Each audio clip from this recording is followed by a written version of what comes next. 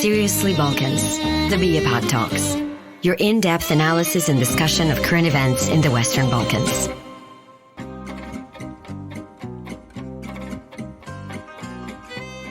Welcome to the second episode of Seriously Balkans, the BiEPAG Talks. Today's episode will be hosted by myself, Florian Bieber, Tena, Prelec, and Damir KapidžićGuests. Hi, I'm Damir, and I'm an associate professor of comparative politics at the University of Sarajevo and a member of BiEPAG. Today's episode is going to look into two very sensitive topics, but also very important ones. In the first segment, we'll tackle the mass shootings in Serbia, as well as the social and political implications of these events. And we'll then pass on to look at two recent works which look at the issue of foreign fighters going to Ukraine. Seriously Balkans, the BiEPAG Talks. On May 3rd, 2023, a 13-year-old male student opened fire on fellow students and staff at the Vladislav Ribnikar Elementary School in Belgrade. He killed 7 girls, a boy, and a school guard, and wounded 7 more. The police arrested the shooter after he called himself in. One day later, a 20-year-old man fired randomly in the villages of Malo Orašje and Dubona in rural central Serbia. He killed 8 people, among them a young off-duty police officer and his sister, and injured 14 more. Even with its history of war and violence, mass shootings are very rare in Balkan countries. 2 of them in short succession, one of which included children as shooters and victims, is unheard of. This is a difficult and emotional topic to cover. We understand that in this podcast, we cannot do justice to the suffering of victims and survivors, nor convey the complexity of causes that lie behind the crimes. We do, however, want to draw attention to the need for an open discussion on the topic within Balkan societies and between people and their elected representatives. Joining us today are Srđan Cvijić. Srđan is president of the International Advisory Committee of the Belgrade Center for Security Policy and organizer of the Belgrade Security Conference. He is a member of BiEPAG.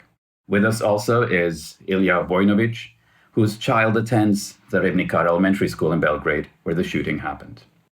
Srđan, can you start us off and give us some context? What happened on May 3rd in Belgrade?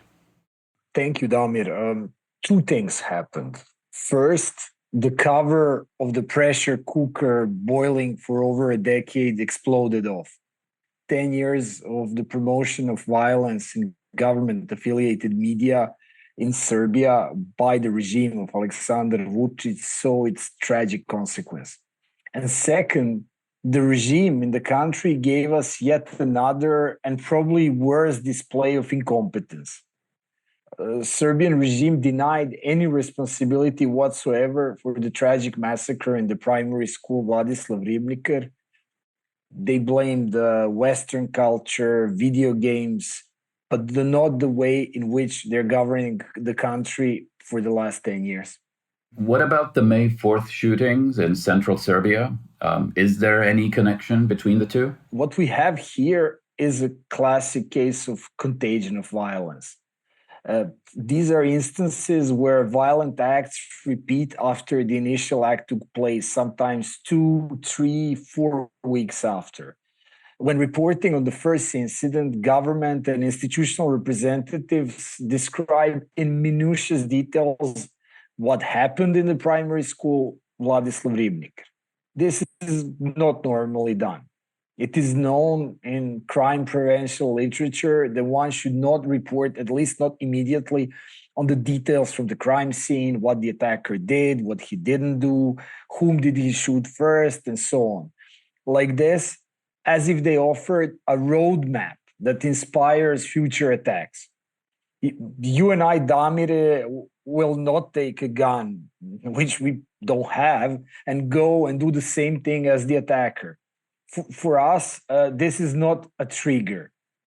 But for similar people like the underage killer from the primary school, Vladislav Ribnikar, of the second mass shooting, yes, the second shooter was already known for aggressive, pestering behavior against his neighbors, and he probably got inspired by the first case. How does this compare to other shootings in the region? I mean, are people accustomed to this sort of violence in Balkan countries? Well, no.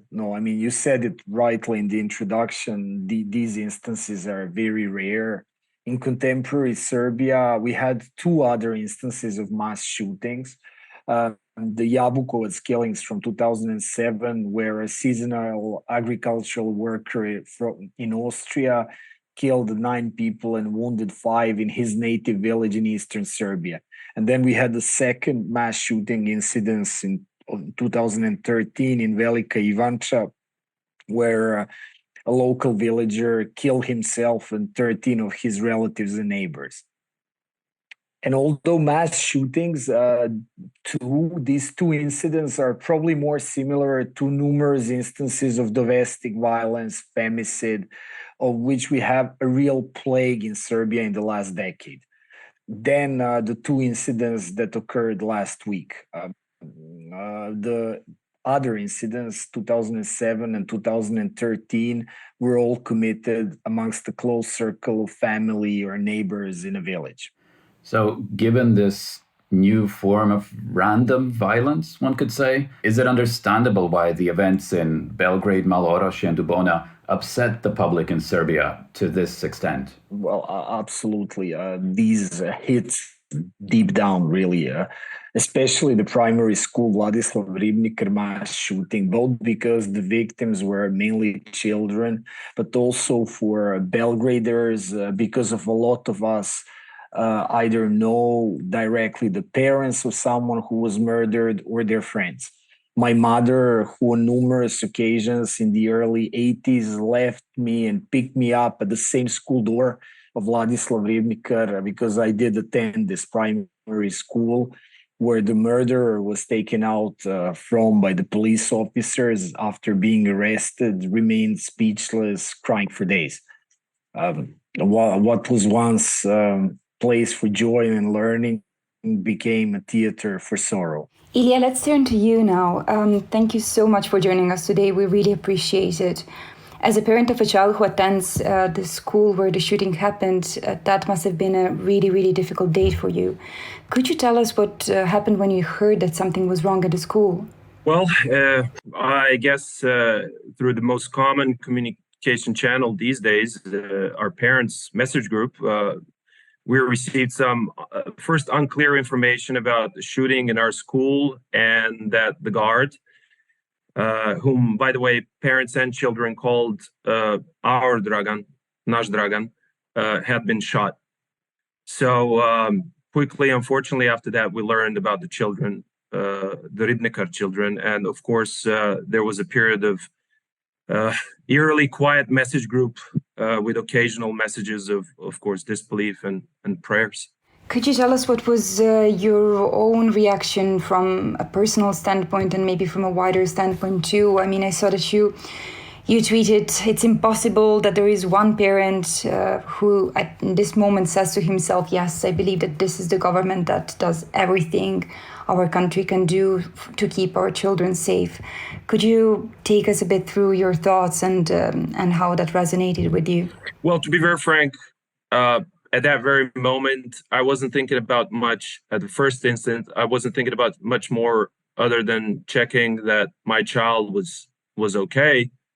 And that was my immediate reaction. I mean, fortunately, he was safe. But obviously, that initial spasm in the chest that I felt when I heard the news was relieved somewhat by learning that my child was okay. But another one kicked in very quickly with the thought that some other children, but still our Ribnikar children, were also shot. To be very frank, at that very moment, I didn't feel like there was much comfort or direction to look at in the direction of the government and the authorities. So my first feeling was that we're kind of in this on our own. And could you tell us how it resonated with the wider group of parents? Was there any communication among you as a group? What were the various reactions, and are there already efforts being made to come together and overcome this trauma? Well, I think the magnitude of this tragedy is something that I believe caused a crack in all of us, directly or somewhat directly affected, but also, of course, in the wider public. It's one of those things that even the expert community, I don't think, is always agreeing on potential long-term consequences of it. So, of course, from individual psychological to wider social impact, it's very hard, I think, to understand how this level of really unimaginable, I would say, materialization of evil by ending the most innocent lives would eventually affect all of us. And I believe many Ribnikar parents now feel what we feel now is a mix of strong emotions, ranging from anger, fear, deep sadness, and desperation. But I do have to say also some signs of determination at this point about the necessity to somehow continue with life. Thank you so much, Ilija.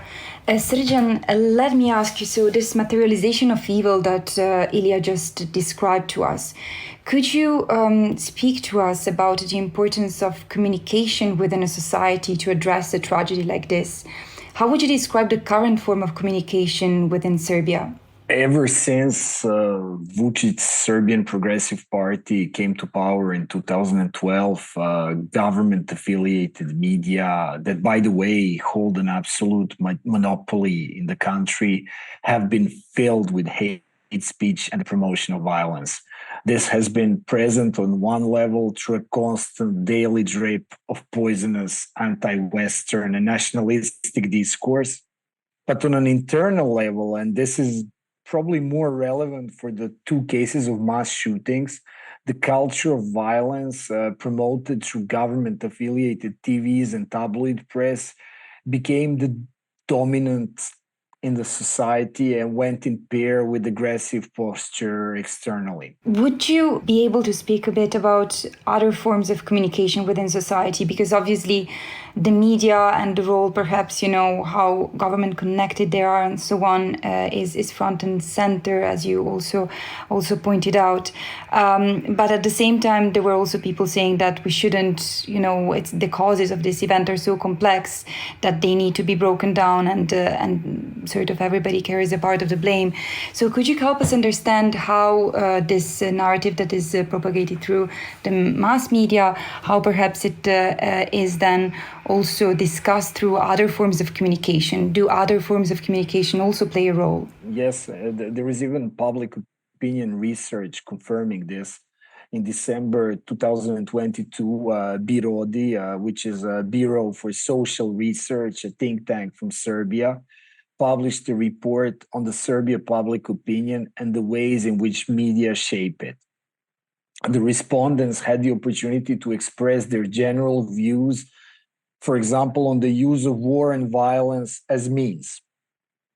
And when the answers as to which media they follow for information and the index of militarism were cross-checked, the audiences of the pro-regime media, TV Happy, TV Pink, B92, Press, Serbian Telegraph, Blitz, Informer, Kurir, had above half values of the index of militarism, meaning that they were much higher in this index of militarism.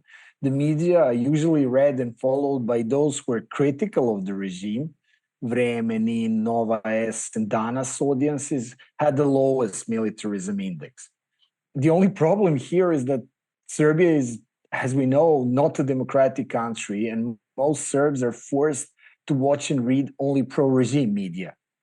Another research published roughly at the same time as the one that I already quoted by CRTA, an electoral observation NGO, showed that 54% of the population watches TV stations with national coverage controlled by the regime, while the share of independent stations critical of Vučić's rule is, guess what, 2%.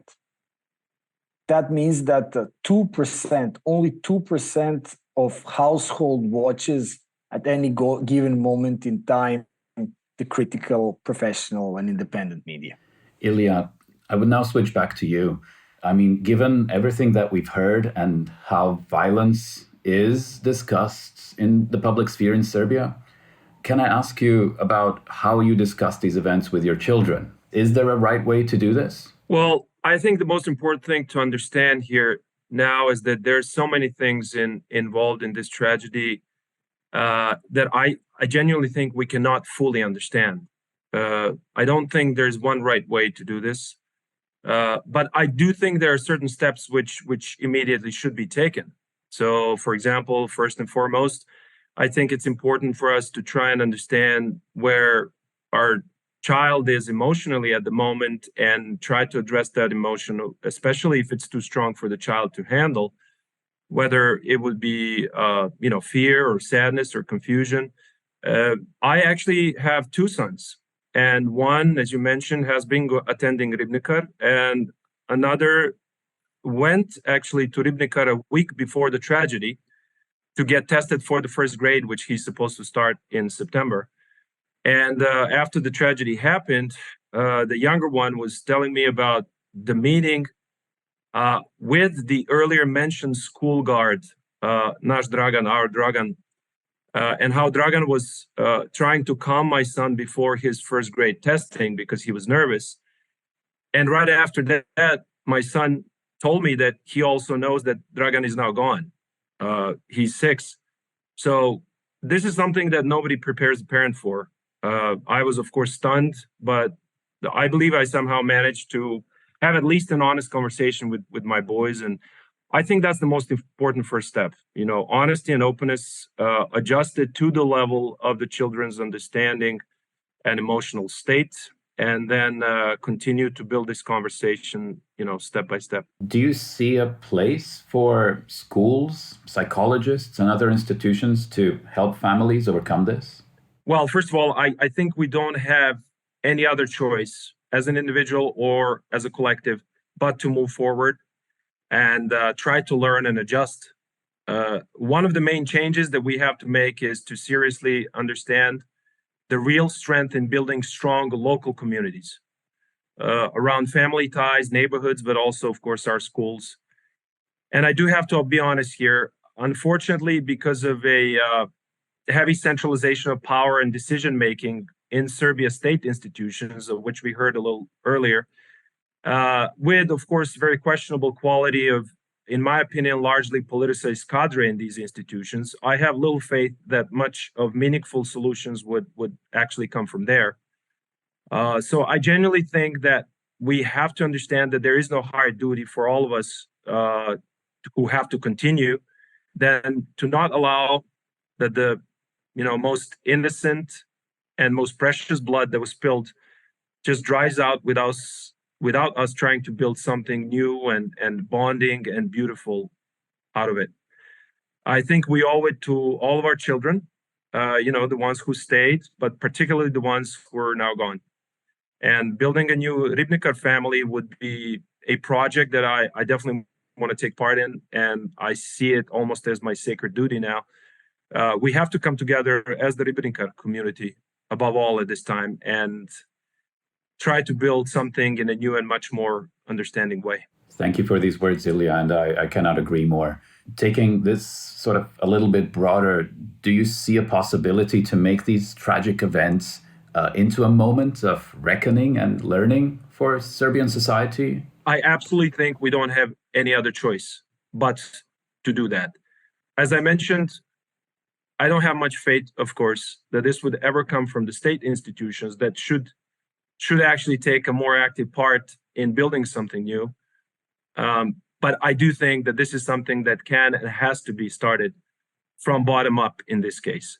And hopefully this will be, a day of new awakening for our society and us as individuals. Thank you again, Ilya. Srđan, one last question to you. We have witnessed several reactions from government officials to the shootings. There were calls for more small arms controls, decrease of personal weapons held. There were also mentions of reinstating capital punishment. Are these predictable and involuntary responses, or are we really witnessing a more thorough securitization of public safety, especially when it comes to safety of youth? Yeah, we already talked about what we witnessed is an almost total dereliction of duty by the officials. Let me say something about small arm controls and seizure. The presence of arms in a society, and in Serbia it is very high.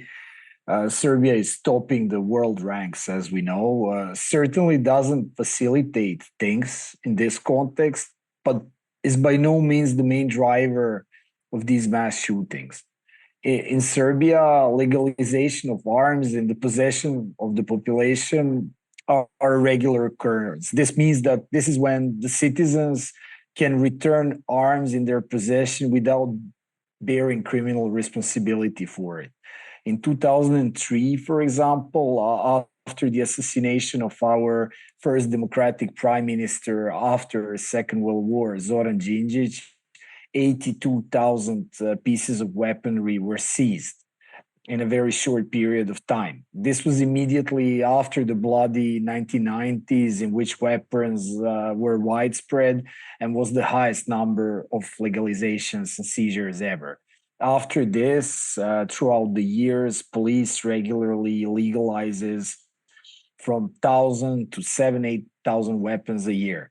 So what the police is doing now after the mass shootings is not new. It's done regularly. And to speak about other things that you mentioned, instead of seriously assuming responsibility for what happened, the government offers populist slogans such as the reintroduction of the death penalty. The president himself, who proposed it, by the way, doesn't believe Serbia, a member of the Council of Europe, can reintroduce that penalty. I'm sure of it.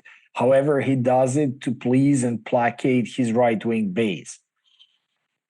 As a result of this dereliction of responsibility on the part of the elected officials, a prevailing feeling of sadness and despair amongst the Serbian population quickly transformed into public rage against a deeply corrupt and incompetent regime. We saw the biggest demonstration in the country unseen after 5th of October 2000 democratic revolution that ended Milosevic's bloody reign. So tens of thousands of Serbs were marching in the capital and across the country. Even before the mass shootings, I must say, opinion polls were not favorable to the ruling coalition. They are losing majority in Belgrade and several other big cities ahead of the next year's local elections. And the way in which they responded to the mass shootings even further exacerbated popular discontent. Normally, the Vučić regime wouldn't budge to any of these. However, now they did. The Minister of Education already resigned, and the session of Parliament was convened for next Friday. Simultaneously caving away to some of the demands, as well as aggressive reaction of the regime to the protests, shows that the regime is losing ground more so than ever. Following up to this, Ilija, last question to you. I would really like to get your reaction to this political backlash that Srđan mentioned. So aside from being a parent, you're also an international development professional and a former journalist in Serbia with a wealth of experience. So, I mean, it strikes me that, the reaction of politicians can really make a big difference. And it strikes me how different, for instance, was the reaction of Jacinta Ardern in New Zealand after the Christchurch massacre, and how she was able to create a situation in which people got together, after a moment of a big trauma.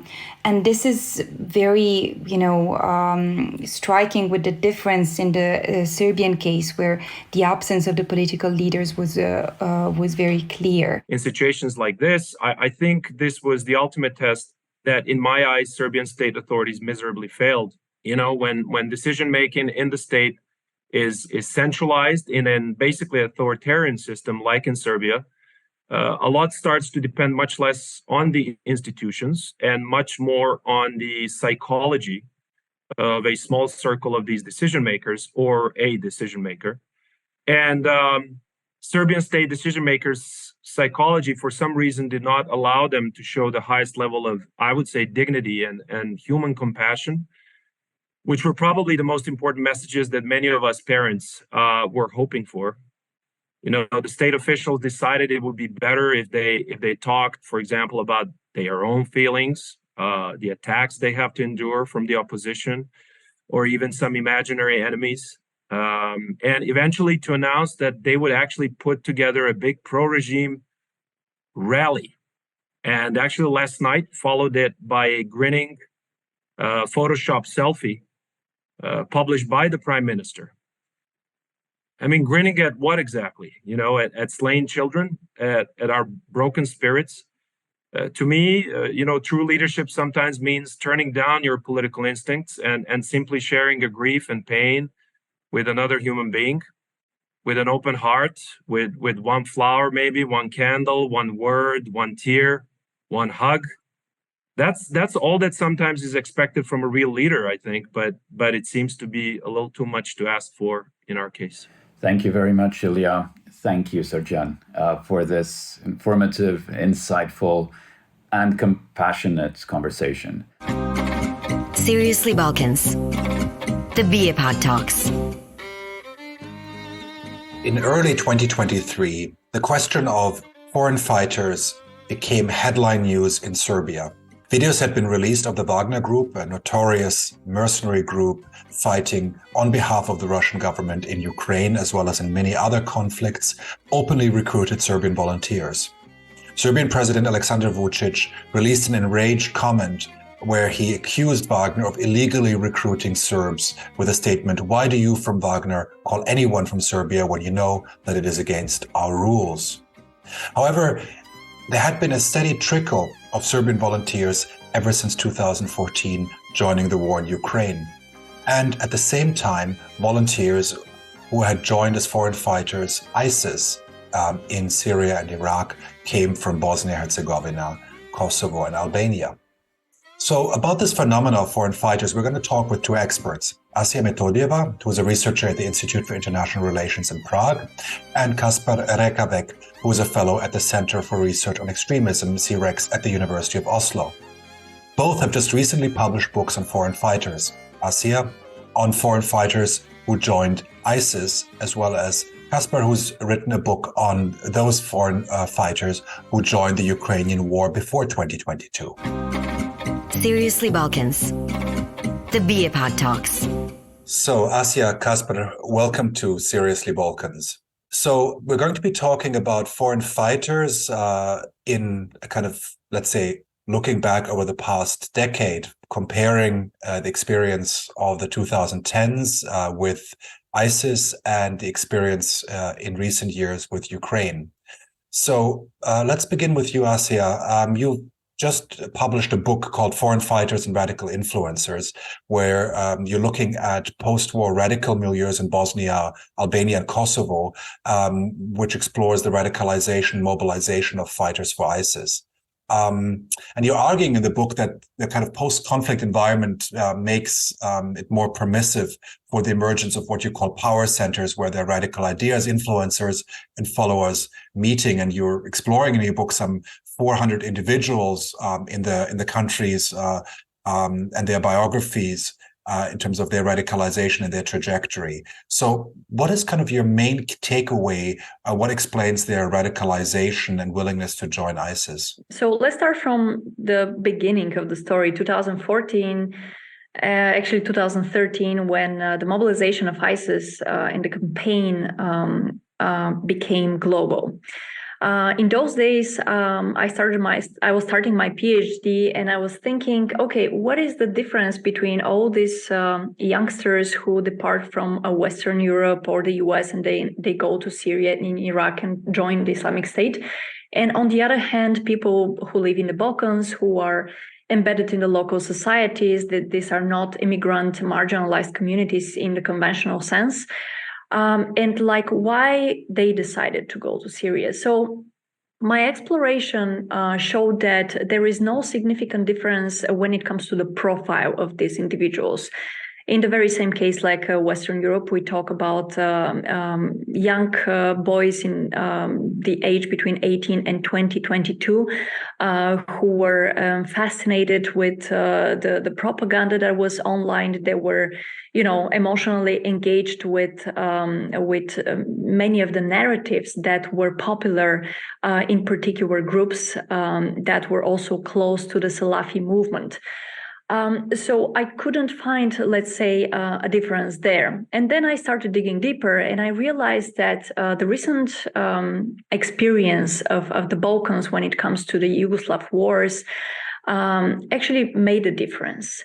And the difference was that these wars actually created a very suitable environment for radical influencers to emerge and to influence small groups of individuals. And going back to, let's say, the decades before the Syrian war, we can say that it wasn't, let's say, ideology that mattered that much, because Salafism arrived in the Balkans in the early 90s during the Bosnian War.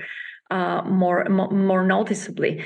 It wasn't about religion per se, because if we look at local societies, we have extended Islamic communities and people who are Muslims, but a very, very small group of individuals decided to go to Syria. So what I found out is that those who wanted to reestablish the social order after the wars, Salafi influencers who were heavily sponsored by countries like Qatar, Saudi Arabia, Egypt, in some parts of the Balkans, they actually had a very big impact on creating alternative narratives, in fostering alternative micro-societies that throughout the years were embedded in the region. And what I really found interesting is that unlike the Bosnian War that actually had a bigger impact on the Bosnian radical milieu, as I call it, the case of the Albanian radical milieu is more interesting from the perspective of not having a stable consolidation throughout the years. Actually, the Albanian radical milieu was shaped by multiple processes of migration, first in Albania after the end of communism, and later with the Kosovo War. And because the Kosovo War was much more about nationalism than religion and ideology that was attached to religion, it was much harder for Salafi communities to penetrate and to basically create radical pockets or power centers, as they're called in the book. Thanks. And before we turn to the kind of links or to foreign fighters who've joined the war in Ukraine, the topic of foreign fighters joining ISIS was, of course, a hot topic, 8 years ago, and it kind of completely disappeared off the headlines with the collapse of ISIS, and only appears occasionally, maybe with a question of the return or reintegration of some of the families. But what is left of that, legacy of those, several hundreds of foreign fighters who've joined ISIS? In the specific case of the Balkans, I would say that there are a couple of things that we can observe now. First, we have the trauma of people who lost their relatives, their children, people who never managed to stop their children going to Syria and then lost them in the war. Then we have the trauma of people who returned disillusioned and ready to reintegrate and to move on with their lives. However, they have been stigmatized by the larger society. We also have those who are still committed to the values and the ideas of ISIS, who, however, try to not be in the spotlight, and they are adjusting to what is possible in the moment. And I would say that thinking of the Salafi movement and its let's say, most radical wing that was responsible for mobilization and spreading propaganda is very adjustable, and these days is much more concerned with consolidating followers, with consolidating supporters around a certain package of ideas and values that, as I said, that they were present before the Syrian war and they remain after that. So those who are still committed to the ideas of ISIS are not completely gone. As you know, the Islamic State remains active in other parts of the world, not necessarily in the Balkans through recruitment or committing violence. However, the support base is there. It's like a sleeping cell at the moment, and it's not centralized. It's very decentralized. And I would say that after 2020, following the pandemic, with this socialization online, it is really hard to trace the power centers at the moment. Thanks, Asya. So let's bring in Kasper, who you've just published a book called Foreign Fighters in Ukraine, the Brown-Red Cocktail, where you're looking at the many Europeans who've joined the Ukrainian war since 2014. So joining from a number of countries, you're looking at Sweden, France, but also in one chapter at those who joined from the Balkans. And that's what we're going to be focusing on. I mean, in your book, you focus primarily on those who joined in the first phase of the war, so before the full-scale Russian invasion of February 2020. You're mostly looking at Serb volunteers, but also a smaller group of Croat volunteers. So what is their radicalization path? What brings them to fight for these paramilitary Russian-supported groups in Luhansk or Donbass? Allow me to start with the particularities, and then we'll move on to generalities in this sense, because they are key. But essentially, you're right. There are two groups of people who went to fight in Ukraine from the broader Western Balkans, or let's say former Yugoslavia. Maybe that would be a kinder description. So we're looking at Serbs and we're looking at Croats. Serbs fighting on the Russian / inverted commas separatist side, and the Croats fighting for Ukraine. And to some extent, these two groups couldn't live without each other. And I'll explain why in a second. So the Croat group, which arrives there later, and it's smaller, in 2014, when we ask about how radical they are, we go back to some of the ideas that Asya was exploring in her answers. So essentially, this is a society that partly is brutalized by the experience of the war. And yes, majority of the people brutalized by that war, especially the men, the veterans, etc., they're not looking for another fight, but some of them actually are. So you do have people who fought in the 1990s in the Yugoslav wars, and also you do have people who are, for example, football hooligans of Dinamo Zagreb, who are friends with Dinamo Kiev. And this is the link, this is the connection, which actually kind of ropes them into the conflict. On the Serbian side, the situation is slightly different, because you probably have a higher group of people who are veterans with warfighting experience.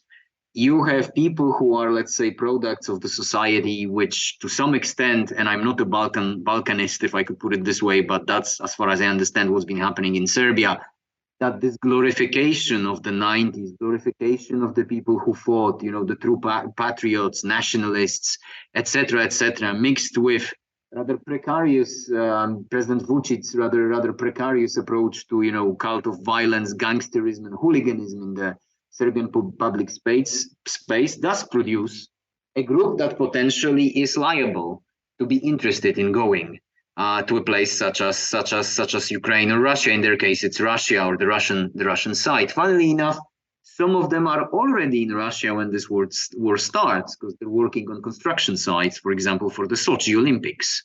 So there is the economic element, and it's easier to actually bring them in from Sochi into Donetsk than actually flying them from Belgrade. But with the Serbs, the one question that is always repeated there, despite the fact that they are ready and willing to go, the ones who actually went, they also ask about the money. Quite a few of them are always, asking the perennial question, for which Serbia to some extent is also famous for that. There is this community of these kind of dogs of war, if you like, who have been around the world even before the Yugoslav wars of the 1990s, and these guys do subscribe to that very theory. So much for the particularities. Now to the generalities in this case. And I think there is one general description that we need to remember about, and it's happening almost in parallel with the mobilization for ISIS in the region. These guys go there because they want to play out the war, the seemingly gone war, the ended war, the settled war from their region. They want to play it out there in Ukraine, or either fighting for Russia or fighting for Ukraine. They see themselves as part of a wider struggle, and they see the struggle between Russia versus Ukraine as a kind of like a Serbo-Croat type of a clash. They conveniently forget the other elements of the Yugoslav wars, but they definitely look at it as if it was a prolongation, a continuation of that very conflict, and they aim to replay it out there. The book ends pretty much before the full-scale Russian invasion, but I know you've been doing considerable work since then. And do you see a change in the dynamic scale or dynamic since the beginning of the full-scale Russian invasion of Ukraine last year? I think with these two, Florian, there's a fascinating story, because this story continues. The story from 2014 is not over, and if you have Serbs or Croats still involved, and there's a lower number of them, so that's probably, to answer your question, like in one sentence, there's less of these guys now. But it's the guys who had been there in 2014 in the first place. So the 2022 Serbs are back in a way, some of them. One actually returned especially for the conflict and died there. One returns as a recruiter and plays a prominent role. On the Croat side, there is a bizarre story of these individuals traveling to Kiev, then doing a video in which they're saying they're in Mariupol, and they've come here to join the infamous or famous, depending on how you look at it, Azov regiment. We are here, there's two companies of us, and now you Russians, you will see what we're made of.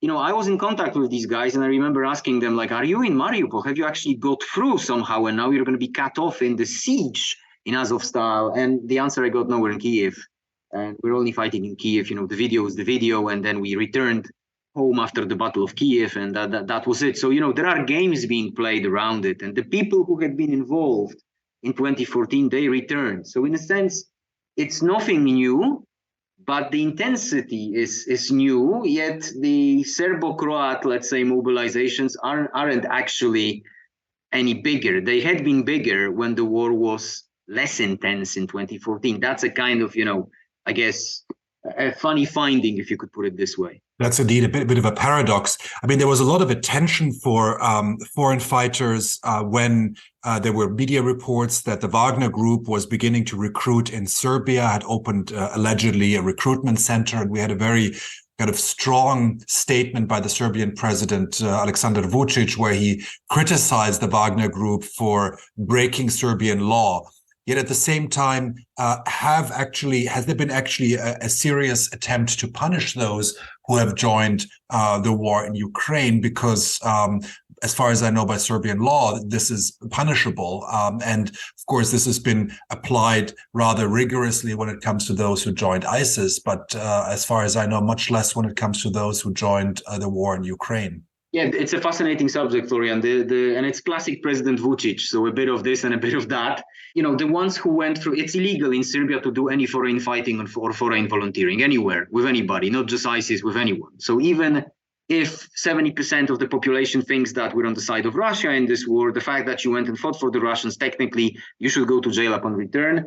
Too few went in 2022 or too few returned in 2022-23 to test that case, recently.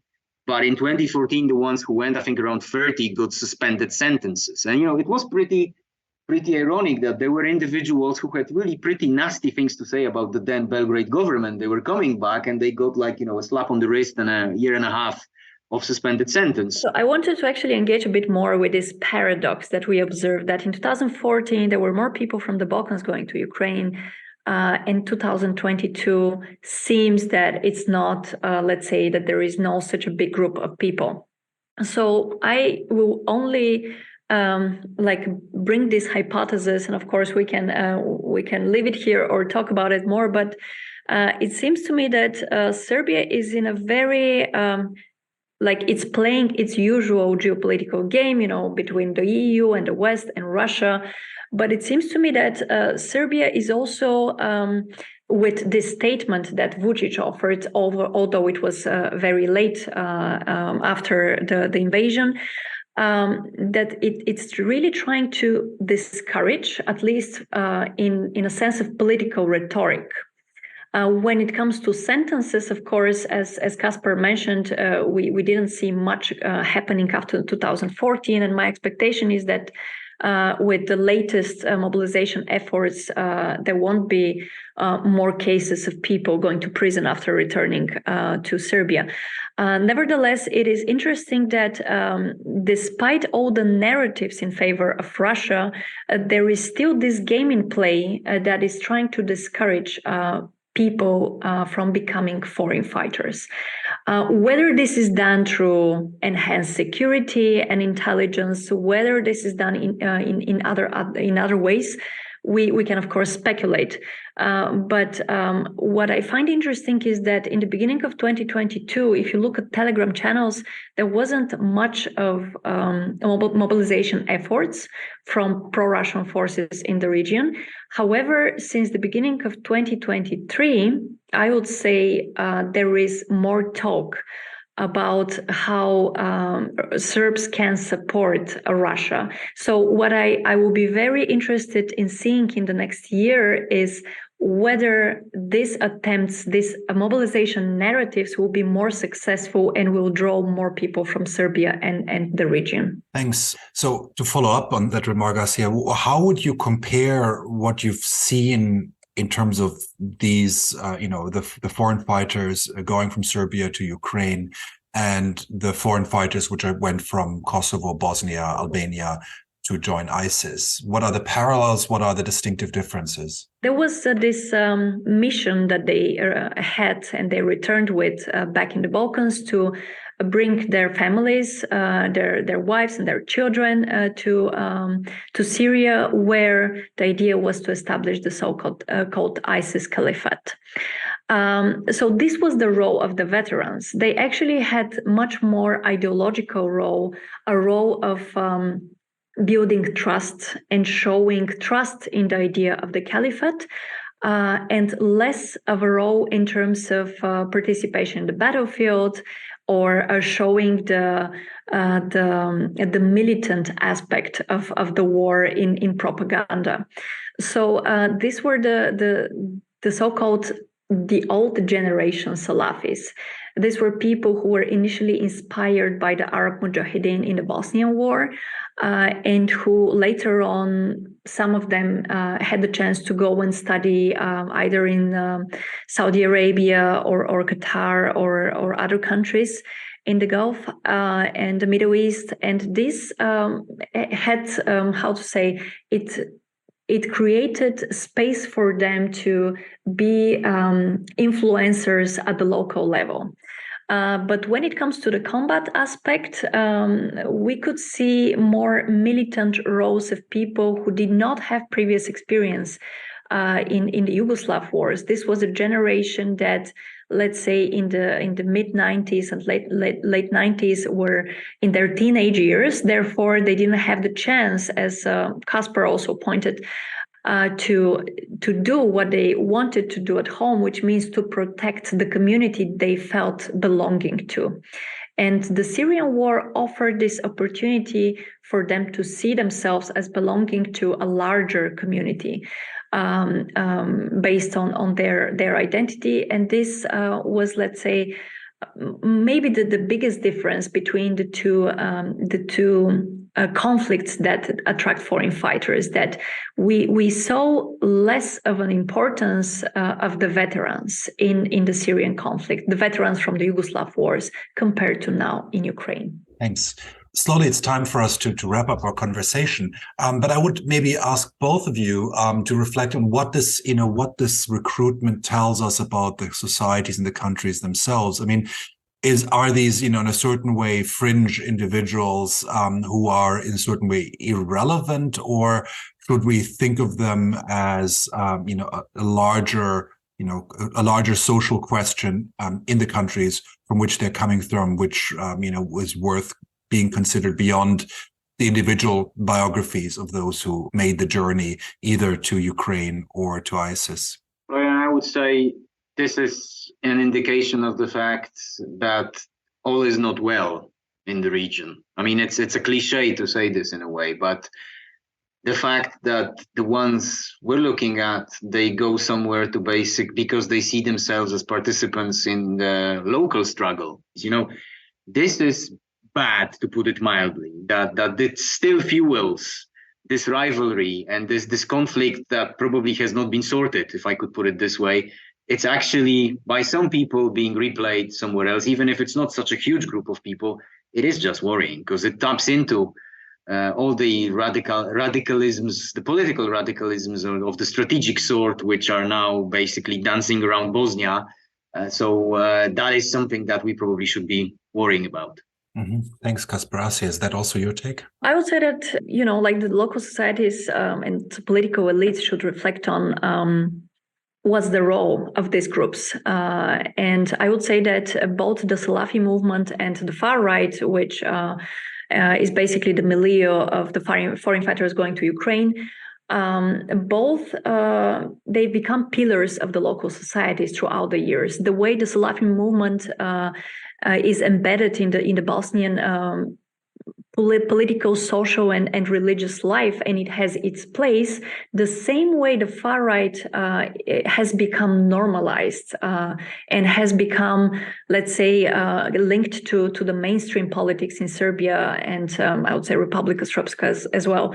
So the far right in most Balkan countries is not a relevant political actor. Neither the Salafi movement is a relevant social or religious and political actor. But the boundary that separates them from the political agenda of the mainstream and the mainstream political parties is becoming thinner in particular moments, and especially when it comes to conflicts, geopolitical situations like the one that the war in Ukraine brought. It is a big question for local societies to decide what is the place of these local communities and movements. Yes, I think that's a very, very important thought about the large implications. Thank you very much, Asya. Thank you very much, Kasper, for joining Seriously Balkans. And of course, both of you have written important books on the topic, which I can highly recommend. Foreign Fighters and Radical Influencers, as well as Foreign Fighters in Ukraine. Both were published with Routledge and are available now. Seriously Balkans, the BiEPAG Talks. Florian, can you tell us what are your main takeaways from our talk with Ilija and Srđan on the mass shootings in Serbia? What really impressed me with the conversation is, how careful we have to be to draw general conclusions from two such horrific incidents as we've witnessed in Serbia recently.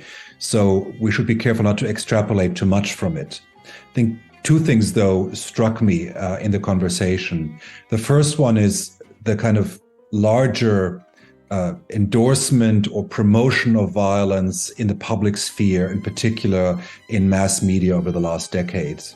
Now, of course, that doesn't mean that it causes the violence, but it certainly creates a social environment where violence is seen as being more acceptable, more permissive, and this certainly creates a social context which could, and I emphasize could, explain such incidents. And I think the second point which struck me is, which both mentioned, is the level of kind of lack of a kind of proper response by the government to the incidents, in the sense that there's not a kind of it's an emphasis on a security, calls for death penalty, but kind of not understanding the social implications and the social context in which this takes place. And that, of course, is very troubling for society coming to grips with those events. So now let me turn it over to both of you, Tena, Damir. What are your kind of observations from our conversation we had about those recent books and the ongoing research on foreign fighters, both to ISIS as well as to Ukraine? Well, yes. One of the first things that struck me was that these societies in the Balkans that were exposed to violence in the 1990s, that they are not actually seen as being more vulnerable to the phenomenon of foreign fighters. And the second thing that sort of I remembered is that this intensity is not as vivid this time around with the new war starting in 2022, but rather there was more presence of foreign fighters previously in 2014 during the first part of the conflict. Indeed, and these seem to be very positive developments. However, I also think that from the conversation it emerged that we shouldn't be complacent about these dynamics. What stuck with me is also that it seems that since the beginning of 2023, there is more talk on Telegram, on other social media and channels about how Serb foreign fighters can support Russia.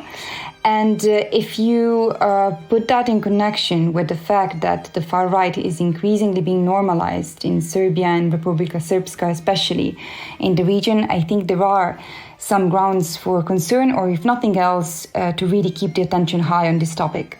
Indeed. Thanks, Tena. Thanks, Damir. I hope you enjoyed our second episode, and I hope you'll join us again for future episodes of Seriously Balkans. You've been listening to Seriously Balkans, the BiEPAG Talks. This podcast is produced by the Balkans in Europe Policy Advisory Group, a joint project of the European Fund for the Balkans and the Center for Southeast European Studies of the University of Graz. Find out more about our research, analysis, and advocacy at www.